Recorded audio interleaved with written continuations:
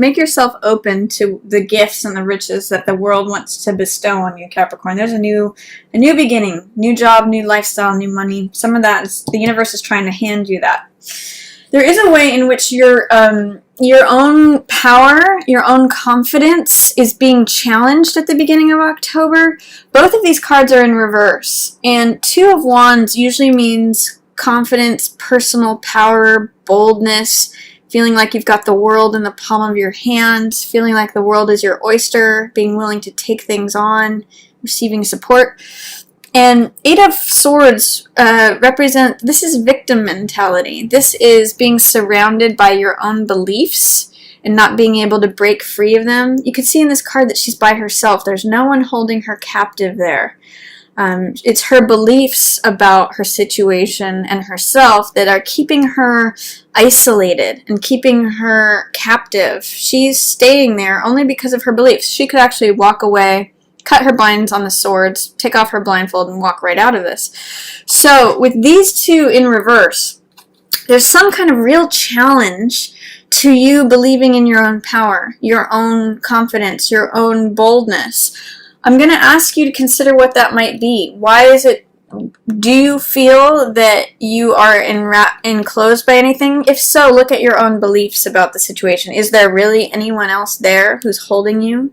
Do you have reason to doubt your confidence, your boldness, your personal power? Both of these in reverse say to me, you know, I'm doubting my personal power. I'm not feeling like powerlessness.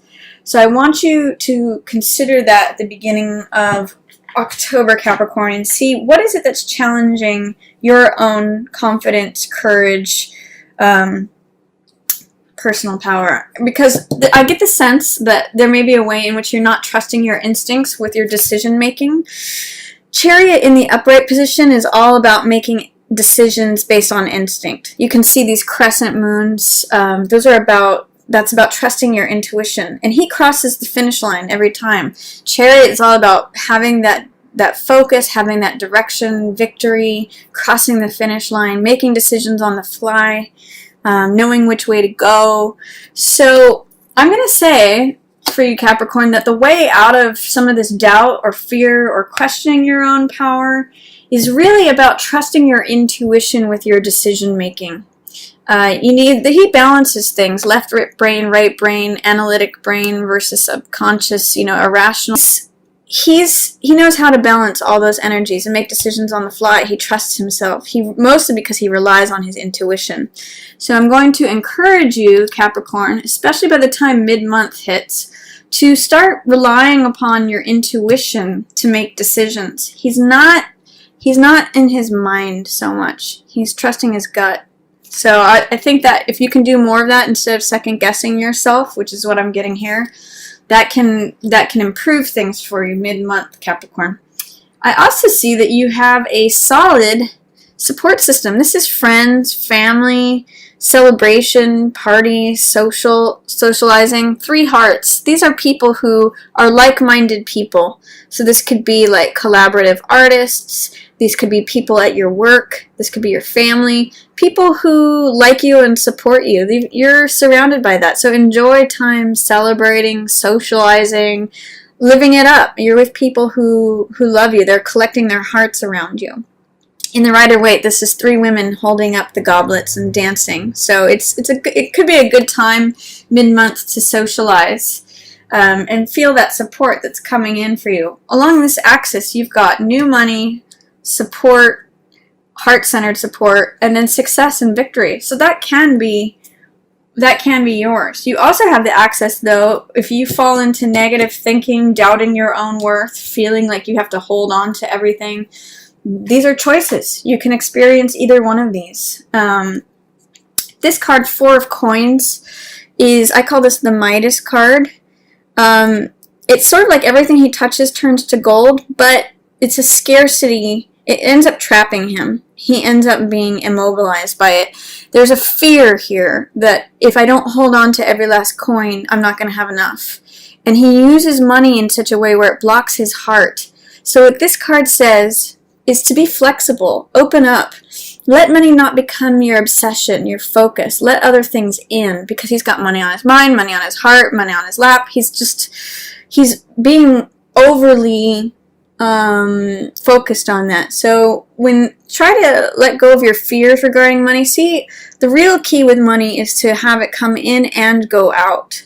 So getting in that flow, it brings more money to you. Instead of like holding on to every last little bit, it's very stagnant.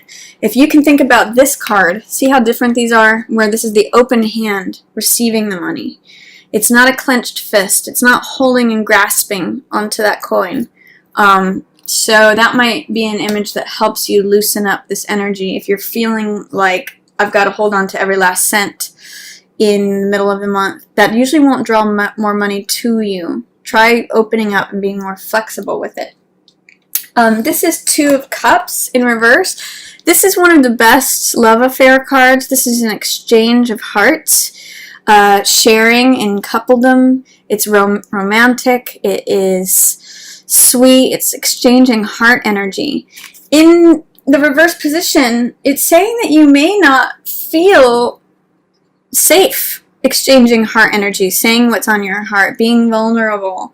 And the sense I'm getting is that you might have felt powerless about something, victimized, and therefore you may be having reservations about sharing something that's on your heart. You may have a message of love that either you're wanting to share with someone or that's coming to you. But this is kind of like saying, I'm nervous about it, I'm resistant, I'm fearful, I'm, what's the word, gun shy, because of this, any sort of powerlessness, victimization that you may have experienced. But remember that this is only due to the beliefs. This is not real. She's not really anyone's captive. She's only staying there because she believes it to be so. So work on correcting that, Capricorn, and then this will correct, and there's a message of love for you at the end of the month. This is Seven of Cups, which is choices, which is, it can be fantasies, it can be, I sometimes call this card the Las Vegas card. There's all these glittering options in front of you. And I always say with this card, because there's this Neptunian fog that is like kind of hazy and making you not see things 100% as they are, be careful to do research on things. What you see is not necessarily what you get.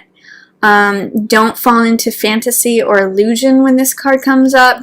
Don't chase after the glittering thing. Make sure that you know what you're getting. So that's a card of choices and making sure that you're clear, not seeing things through rose-colored glasses or seeing things through like this idealized fog. And then here you have victory. This is victory, success. It sometimes can be the rescuer, the person coming in on the white horse. You can see he's got this wreath of laurels, which means success and victory. I get the sense that you get it through your support, your social scene, your friends, your family, and that may be where the money comes in too. But you get the recognition, the status. This is like victory, victorious. Once you start trusting your instincts, trusting your own decision making, not falling for things that just appear glittery and are false, taking your time to make good decisions, you end up in a pretty victorious, recognized status position. And this is the winner of the race. This is who this guy becomes after running the race. This is when he's active doing it. This is when he's won. He's got that victory laurel. So I get the sense that you solve it by the end of the month, Capricorn. You got to trust your gut instincts. There's also, this Ten of Swords is wrapping something up. It's letting go of negative thinking. These are the same swords here that are entrapping this woman here. So the sense I get is at the beginning of the month, some false belief systems or negative belief systems limit you, make you feel drained of your own power, make you feel powerless or victimized. If you continue with that, or if you keep adding more to that, it'll eventually drain you completely. You can see this goes from 8 swords to 10 swords, and the 10 swords actually deplete the person. So this is coming to an end. This is 10 of Swords, so it's letting go of all these false beliefs. Swords represent mentality, so ideas, thoughts, beliefs. you can see that this is the end of that way of being. If any of this stuff resurfaces, feeling victimized, feeling, powerless, feeling in bondage, feeling stuck, captive, if that resurfaces towards the end of the month, you're gonna have to let that go.